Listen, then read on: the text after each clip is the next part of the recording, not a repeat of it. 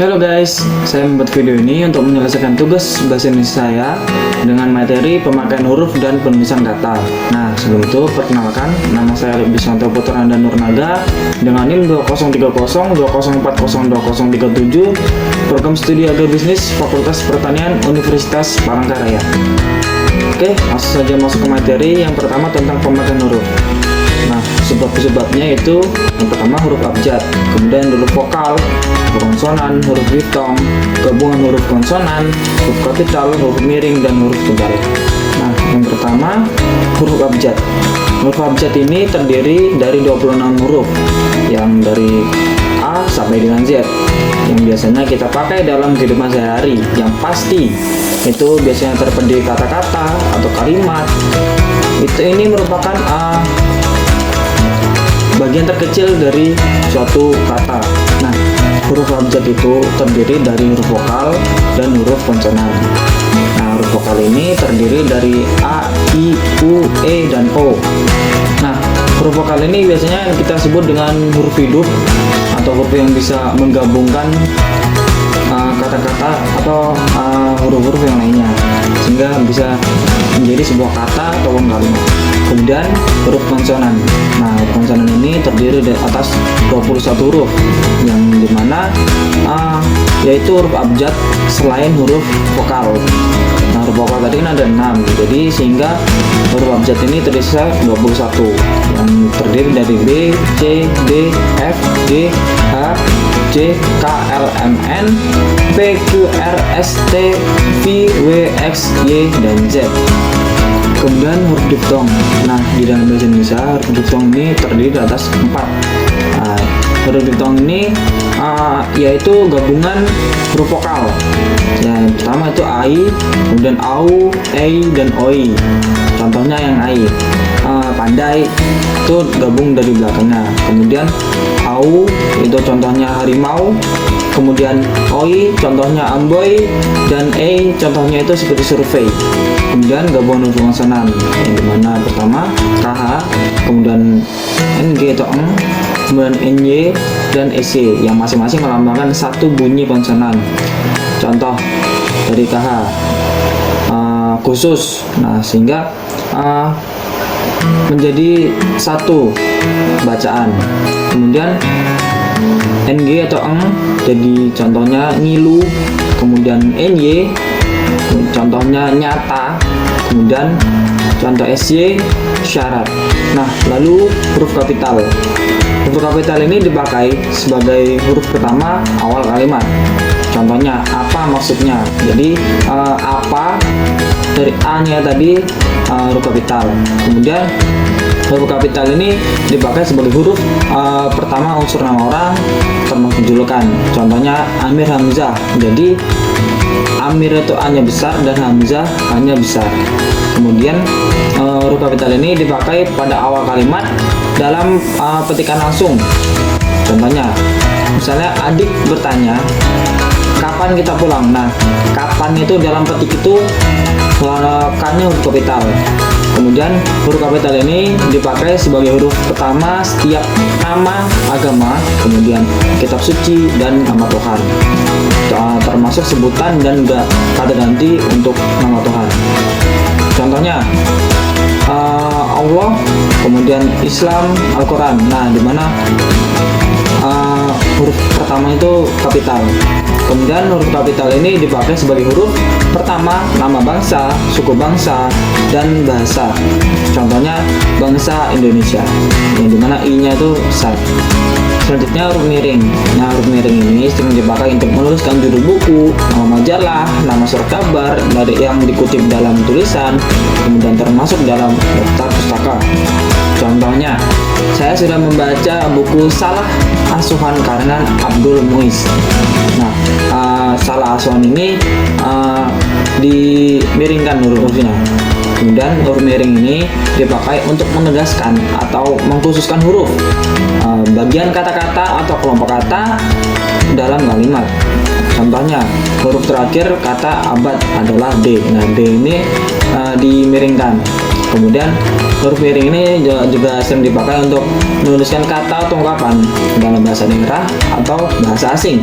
Contohnya, upacara Peosi atau tepung tawar menarik perhatian wisatawan asing yang berkunjung ke Aceh. Nah, Peosi ini ditulis miring, kemudian huruf tebal. Nah, huruf tebal ini sering dipakai untuk menebalkan tulisan yang sudah dimiringkan. Jadi mereka ini bisa dibilang sepaket lah. Nah, contohnya kata et dalam ora et labora berarti dan. Nah, kata etnya itu dimiringkan kemudian ditebalkan. Kemudian huruf tebal ini juga dapat dipakai untuk menegaskan bagian-bagian karangan seperti judul buku, bab, ataupun subbabnya. Kemudian penulisan kata. Nah, penulisan kata ini memiliki beberapa subbab ya, seperti kata dasar, kata perimbuhan, bentuk ulang, gabungan kata, pemanggilan kata, kata depan, partikel, kemudian singkatan dan akronim, angka dan bilangan, kata ganti ku, kau, ku, mu, nya, dan kata ganti san dan si dan sang. Nah, yang pertama kata dasar. Kata dasar ini adalah kata yang ditulis sebagai satu kesatuan. Contohnya, kalimat kantor pajak penulisan. Jika kita pisah per kata, itu bisa menjadi kata dasar. Yang pertama, kantor. Kantor itu bisa menjadi kata dasar. Kemudian pajak, itu juga bisa. Penuh juga bisa, dan sesak juga bisa.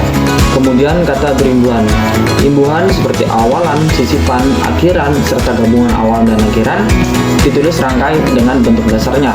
Contohnya berjalan, yang dimana jika dipisah itu jalan adalah kata dasarnya dan ber adalah kata berimbuhannya. Kemudian bentuk terikat ditulis rangkai dengan kata yang mengikutinya. Contohnya adibusana infrastruktur proaktif.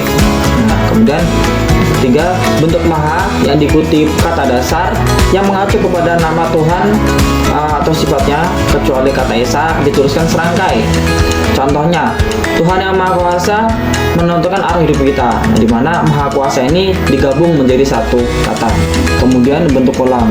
Nah, bentuk kolam ini ditulis dengan menggunakan tanda hubung atau strip di antara unsur-unsurnya. Contohnya, anak-anak. Itu di tengah-tengahnya diberi tanda strip atau tanda hubung. Nah, kemudian gabungan kata. Nah, unsur gabungan kata yang lazim disebut sebagai kata majmuk itu termasuk istilah khusus ditulis terpisah. Contohnya duta besar, yang dimana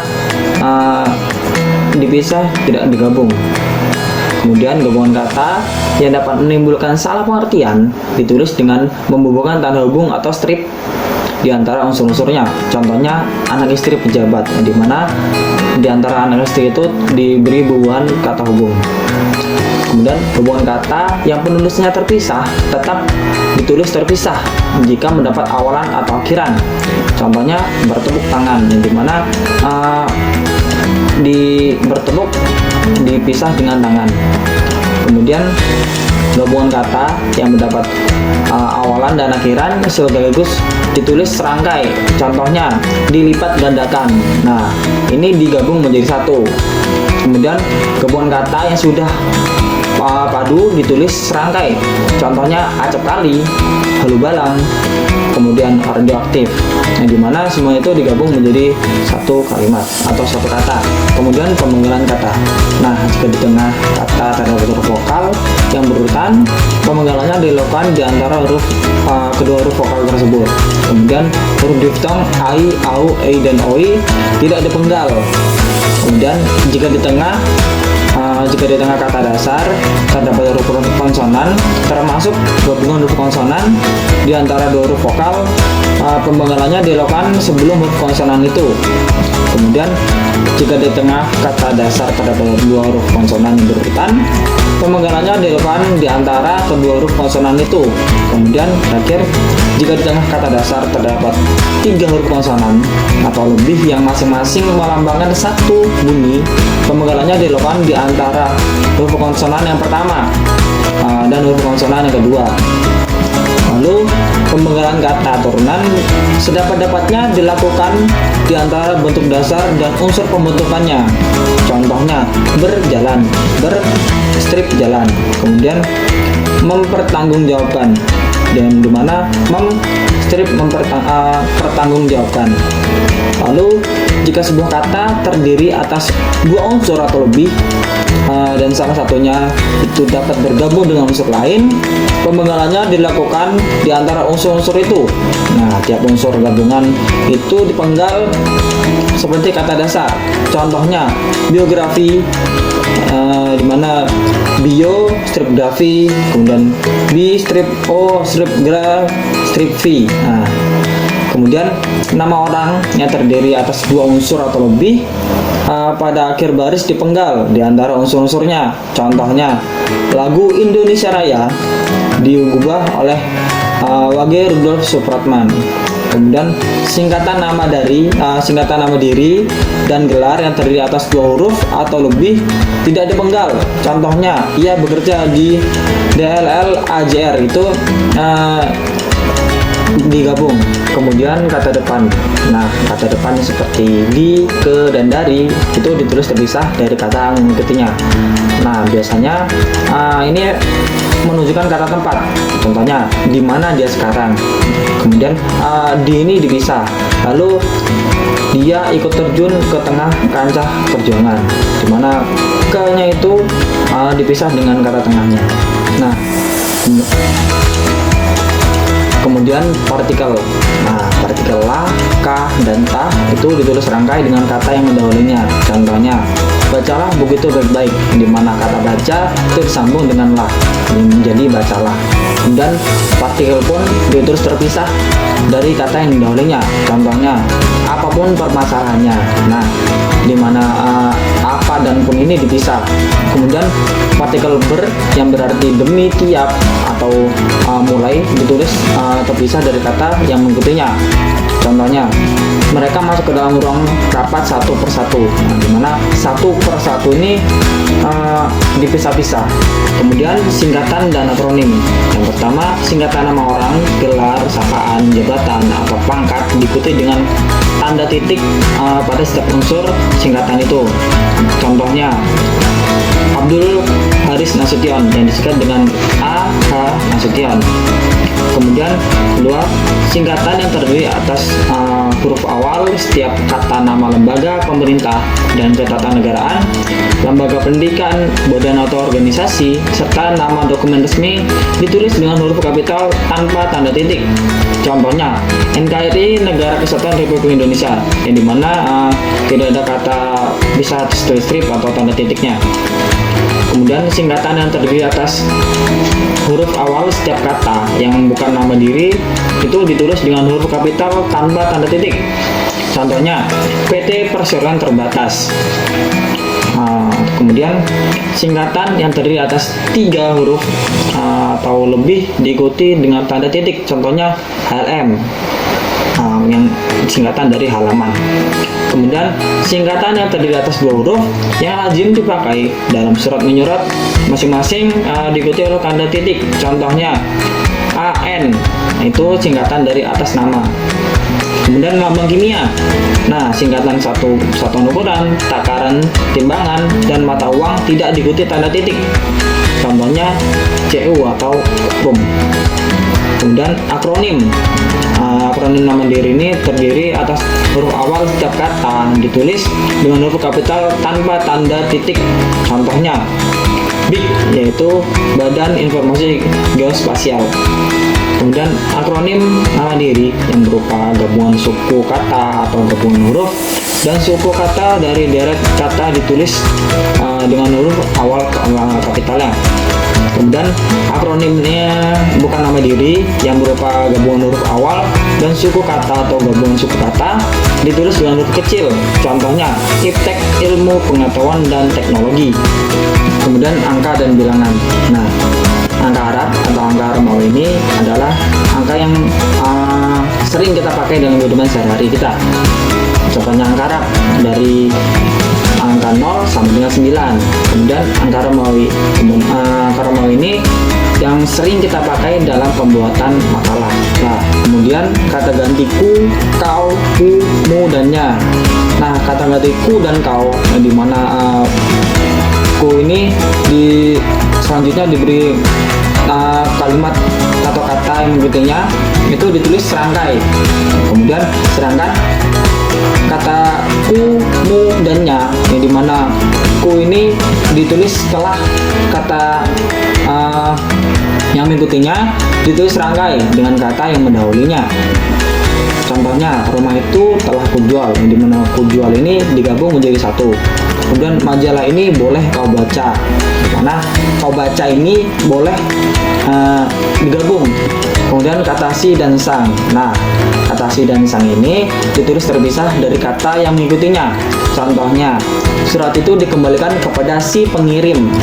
Nah, si ini dipisah dengan si pengirimnya.